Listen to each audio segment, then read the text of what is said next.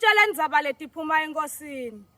Uthokandaba, tintfombi, imbali yeMaswati ayiphelele esigodlweni elitsitsini mhla tinge-25 enyangeni yeNgci. Titawufike tibhalise ngalelo langa. Mhla tinge-26 tiyaphuma.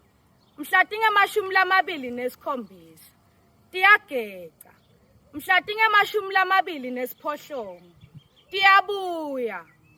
Mhla tinge-24 tiyaphumula. Mhla tinge-30 tiyachitha. Mhla tinge-31 tiyagidza. Umyalo etikhulwini.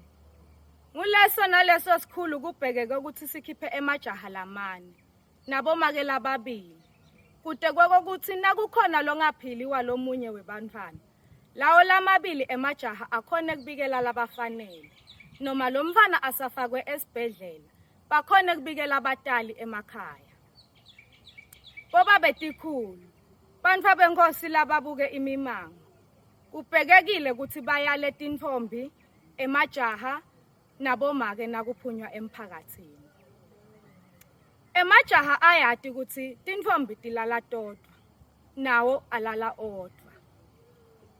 Boba betikhulu, bantfu benkosi lababuke imimango. Bayakhunjuta ukuthi bangakhiphi bantfwana labancane. Ngenxa yekuswelakala kwemhlanga edudane, ababe basakhona kuhamba indlela lenze. Siyimbali yeMaswati, sichakazile sitakunqoba kuhlukubeteka. Usho njalo ke Mswati lomnyama kulabalithuli, ngilodungandaba wasempelebeleni, umakhephula ngejozi igazi liyaphalala. Ethe! Wena waphakathi.